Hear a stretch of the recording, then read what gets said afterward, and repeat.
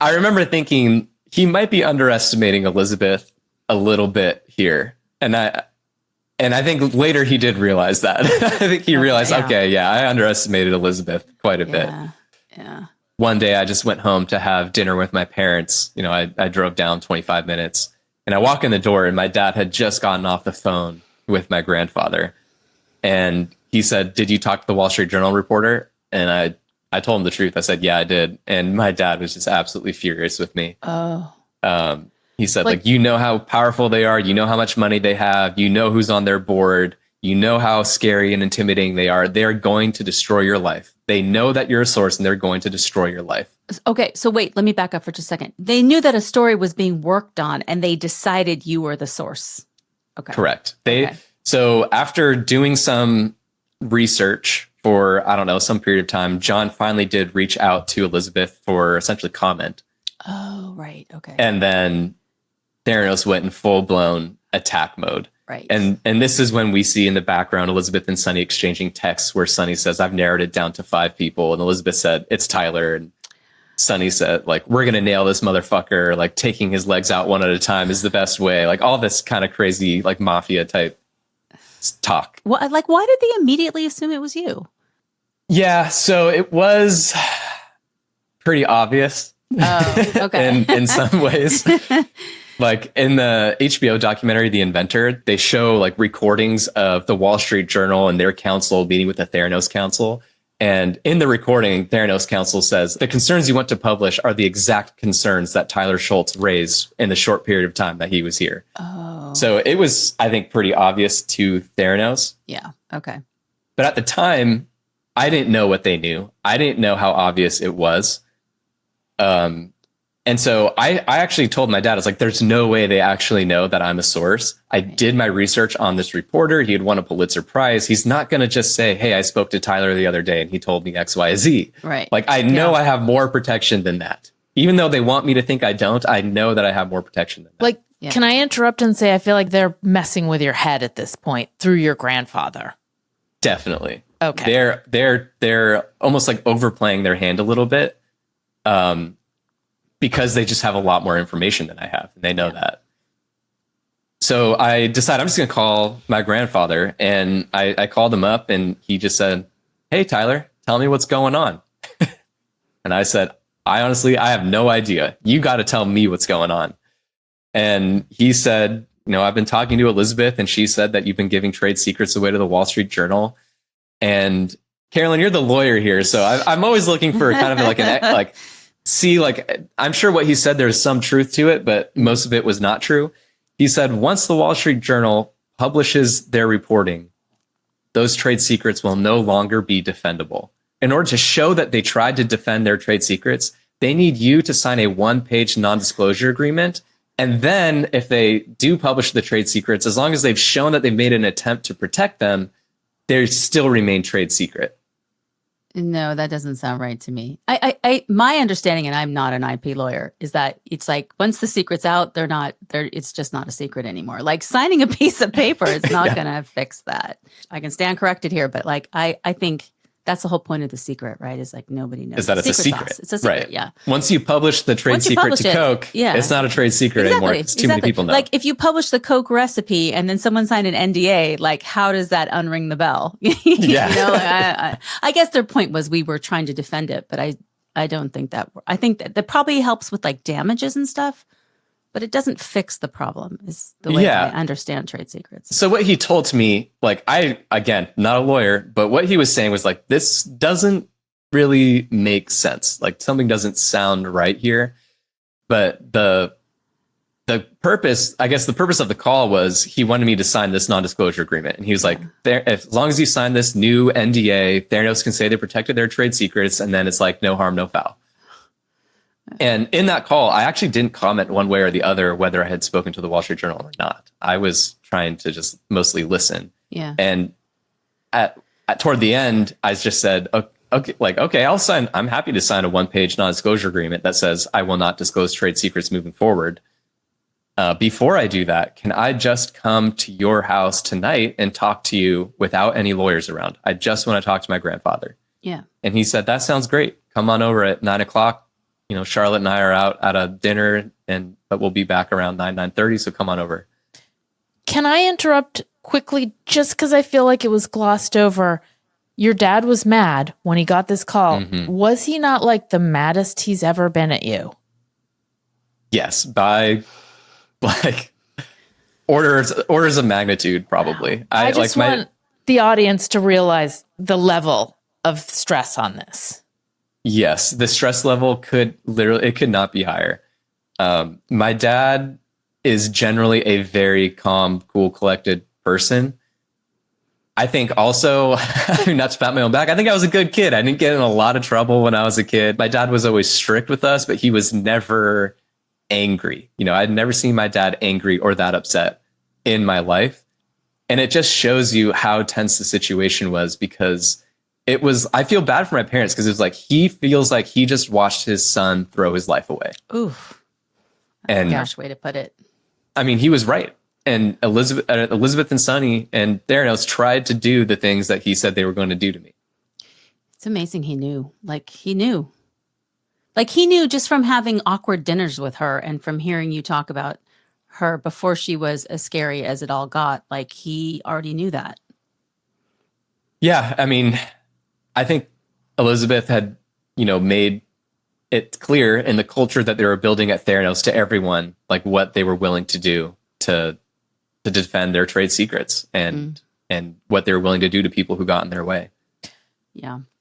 So you drive to your grandfather's house, and this is when the shit hits the fan. Yeah. So before I drive to my grandfather's house, first I go home to the house that I was renting with 5 or 6 friends. And I mean, I was panicked. When I was driving home, I was literally screaming profanities in the car as loudly as I could. Just to get it out. And I got home and I was clearly panicked, and I was telling one of my housemates about what was going on, that I was about to go over to my grandfather's house. And he asked, well, when you go over there, are you going to tell him the truth, or are you going to lie to him and tell him that you had not spoken to the Wall Street Journal? And I said, the truth is on my side. I've always told the truth. And as long as I continue to tell the truth, things will work out for me. And he just said, dude, you should definitely lie. And he's like, I understand that it's not something that you're going to be comfortable with, but you need to go over there and collect information. And at any point, you can decide to tell him the truth if it's in your best interest. But you need to go over there and just collect as much information as you can. And until you know that it's in your best interest to tell him the truth, do not tell the truth. Just collect information. This is very prescient advice. It's incredible how important this advice was to your story. So go on. Absolutely, yeah. And then actually the other thing he said is you should talk to a lawyer before you go over there. And that was also great advice. I should have listened to this friend a lot more. Are you still friends with this person? Yeah, definitely. And he was like, I know a lawyer who's a friend of mine. Let me call him. We were calling the phone number. And as the phone was ringing, I was like, hang up. You have to hang up. I cannot talk to anybody about this. Oh, wow. That is how scared I was, and how much I didn't know about the situation I was in. I was too afraid to talk to a lawyer because I thought it was precluded by my NDAs. The NDA, by the way, we should clarify, is the one you signed at Theranos, not the one that was waiting for you at your grandpa's house. Correct. Yeah. Correct. Yeah. Okay. And so I clearly just didn't know what I was doing. I had not interacted with the legal system enough to really have a good grasp on this situation. Most 24-year-olds haven't. Right. Let's face it. Yeah. I mean, you're when you finish telling the story, you seem so sophisticated. So go on. Yeah. So I thought that's really smart. I should try to lie and collect information, but I didn't even know if a lie could be plausible in any way. So I thought I gotta know what the Wall Street Journal reporter told Elizabeth. So I called John, and I was again panicked, and I said, "Did you tell them that I'm a source?" He said, "No, of course not."